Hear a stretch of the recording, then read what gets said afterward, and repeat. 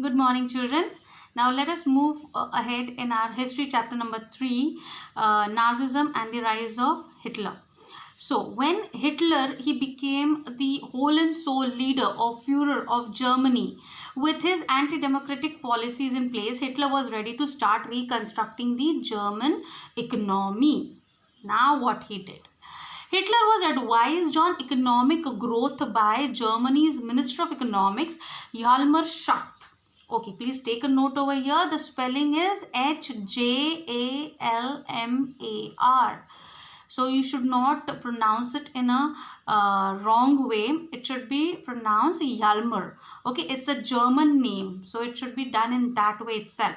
Hjalmar, Schacht. It is Schacht. Hjalmar Schacht.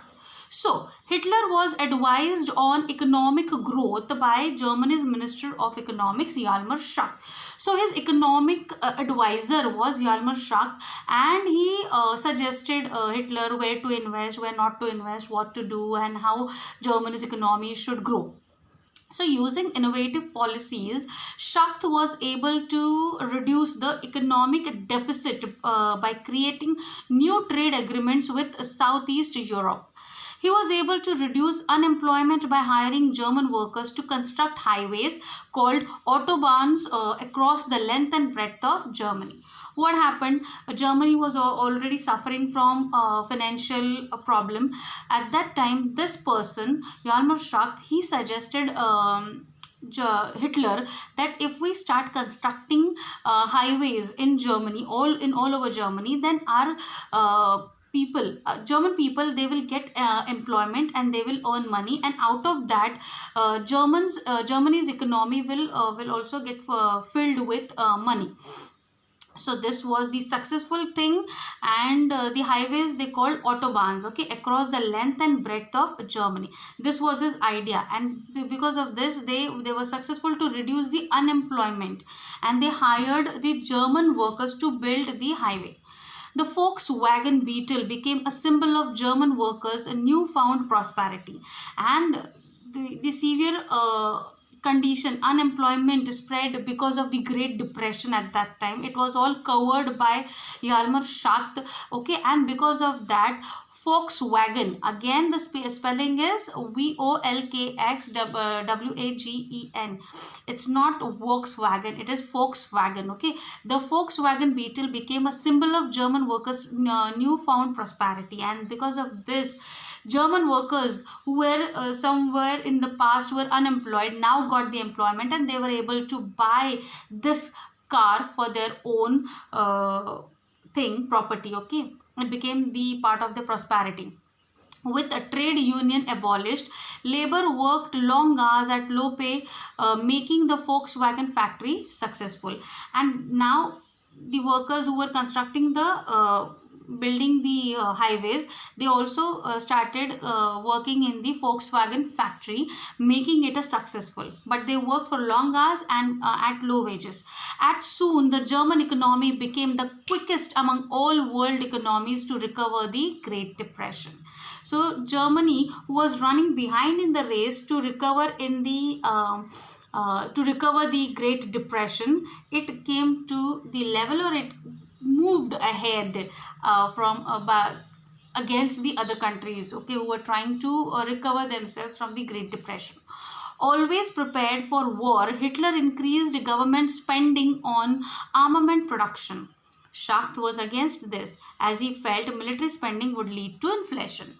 Okay, so Hitler he was a fighter himself, so he wanted German people to enroll themselves, especially men, to enroll themselves in army. So he was always prepared for war, and he increased the spendings. Whatever Germany had started earning from the highway construction, from the Volkswagen factory, all that money was invested, not all, almost all money was invested in the armament production, arms and weapons production. But his economic advisor, Schacht, Hjalmar Schacht, he was against that because he felt that military spending would lead to inflation. So he was an economist and he knew where to invest and where not to invest. So he suggested Hitler not to do so, not to invest in these spendings because it would lead to inflation. But Hitler did not listen to him. In order to spread his military might, Hitler ordered 32,000 soldiers to reoccupy the Rhineland on 7th March 1936. So, ignoring Mr. Schacht, what Hitler did, Hitler ordered 32,000 soldiers to reoccupy Rhineland on 7th March 1936. Rhineland once was a part of Germany, but after World War One, okay, remember certain percentage of territory was supposed to be given to the Allied forces. Okay, so Rhineland was under those forces. So what Hitler did, his first thing was to reoccupy Rhineland को अपने territory में वापस लेके आना. So what he did, he ordered 32,000 soldiers to reoccupy Rhineland on 7th March 1936. France and Britain did not react, leading Hitler to believe that he could conquer East Europe without evoking any reaction from allies. In 1938, he fulfilled his desire of uniting Austria-Hungary with Germany by bullying its chancellor into resigning. Okay, when Hitler was trying to reoccupy Rhineland, France and Britain, they kept quiet. They allowed him to do so. Okay, what they thought what he would do, he would take away. So let him think, let him build the fantasy land for himself, okay, and let him take Rhineland. He is not going to harm us in any way. But this gave the encouragement to push to Hitler, and in 1938 what he did, he fulfilled his desire of uniting Austrian Hungary with Germany. How he did so? By bullying its chancellor into resigning, by making fun of him, by insulting him, humiliating him, and he forced him that chancellor to resign from that post, and he brought Austrian Hungary into Germany's empire. So, one person, one empire, and one leader became the most repeated Nazi slogan. What was the slogan at that time? One people, one empire, and one leader. So, this was the Nazi slogan. After this, Hitler annexed Czechoslovakia. After reoccupying Rhineland, Austrian-Hungary, and now Hitler had moved towards Czechoslovakia. Again, the spelling. Please learn these spellings by heart. It is Czechoslovakia. How you should pronounce it? Czechoslovakia. So after this, Hitler annexed Czechoslovakia. By 1939, the Nazi government was spending double of what it was earning through the taxes. So what happened? As it was reminded or warned by Hjalmar Schacht to Hitler not to spend on military, but he didn't listen to him, and in 1939 it started adverse affecting. The Nazi government was spending double of what it was earning through taxes. To save the German economy and increase its resources, Hitler invaded Poland in September 1939, sparking off the World War II. Now what happened? Now Hitler took the Rhineland, France and Britain, they kept quiet. Hitler took the Austrian-Hungary, again the Allied powers, they kept quiet. Hitler invaded, he took over, he annexed the Czechoslovakia. Again the Allied powers, they kept quiet. Now when Hitler started invading Poland, now Allied powers, they woke up. Oh, now no, this is not good. Now Hitler is one by one, he started taking over his territories. Okay, so if he did so further, then it would be very difficult for the Allied powers, because he would soon reach their territories also, and he would take France, Britain, and Russia also. So now Allied powers, they woke up, and their henceforth World War II started. So, but what was Hitler's strategy to invade Poland? Because Germany was again facing the economic problem, financial problem, and Hitler's agenda was to occupy these places which were surrounding Germany for the economic growth and to increase his resources, so that he can use the resources of these countries and he can use the economic thing from all these countries. So he was invading these countries and occupying them. Okay, but the Allied forces, they woke up and they realized this is not good on their part. If Hitler went on doing this, invading other countries and occupying the control of the other countries, then it would be danger for them. So from there onwards, in 1939, World War II started. To gain support, now Hitler also, he was also very good in politics and all war things. He was very sharp minded in war. So to gain support, Germany entered the Tripartite Pact in September 1940 with Italy and Japan. So Allied forces were France, Russia and England, okay, Britain. And Germany was not alone. Germany made a tripartite act. Tri means three-party act. It is known as Tripartite Pact. Along with Germany, Italy and Japan. Both these countries, they supported Germany in September 1940. So this agreement established the Axis powers in World War II. Axis powers means central powers. So central powers were Germany, Italy and Japan. Allied powers were Russia, Britain and France.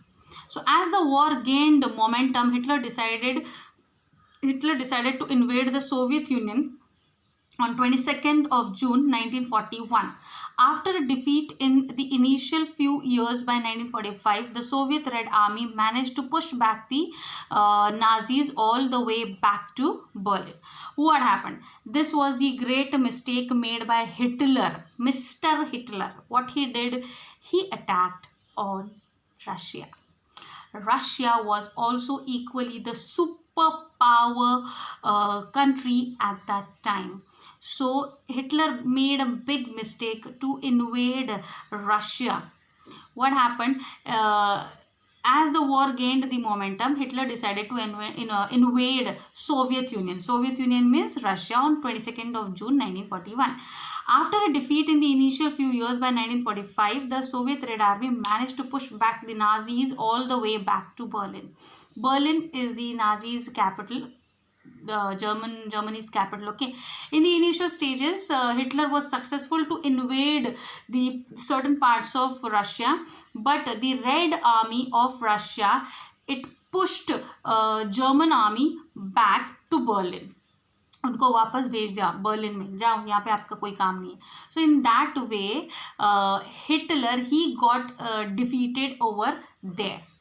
But meanwhile, Japan, in which party Japan was supporting Germany. So it was a part of the central power. So in the meantime, Japan was expanding its power. In December 1941, Japan attacked the US base at Pearl Harbor, forcing the US to enter World War II. For without any reason, what Japan did, but Japan, it didn't do it without consulting Hitler, because that was a tripartite act. Whatever one of these countries they had to do, they had to consult the other two countries and they had to take the decision. So with the consultation and permission from Hitler, Japan attacked US. US was not the part of World War II until it was attacked by Japan. US World War II का भाग नहीं था जब तक Japan ने उसके naval base Pearl Harbor पे attack किया. And that was the thing when US again entered into world war two. The same scene had happened in World War I. The Allied powers were supported by the Americans, the US, in 1970, and then Germany got defeated. Same thing happened in World War II as well. But in World War II, the US was provoked to participate in World War II because Japan had attacked its naval base by attacking through the bombing. The nuclear bomb was thrown on the naval base Pearl Harbor in 1941, and this angered Americans, and they participated in World War II supporting the Allied powers. So the Americans got back at Japan by dropping nuclear atomic bombs on Hiroshima and Nagasaki on 6th and 9th August 1945. So it was not difficult for America to take revenge on Japan. So what happened in 1945? In 1941, Japan attacked on Pearl Harbor of US. In 1945, US attacked on two cities of Japan, Nagasaki, Hiroshima and Nagasaki, on 6th and 9th of August of 1945. So Hitler's efforts to restructure Germany ended up destroying the world around it. With the bombing at Hiroshima and Nagasaki, the defeat of Hitler, the World War II finally came to an end in May 1945. So in 1933, World War II had started. In 1938, I'm so sorry. In 1938, it had started and it ended in May 1945, where the Central Powers, they got defeated once again. Germany once again got defeated. So the idea of restructuring Germany of Hitler was all over with the end of World War II.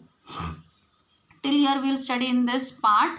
I want you people to study this thing very seriously, because it is related to World War II and how Hitler got defeated in Germany got defeated in World War II. What had happened, what were the circumstances, what all things, who were the Allied powers and who were the Axis powers or Central powers, all these things. Please go through this video and read this part in the textbook and reference and mark the important points. Thank you.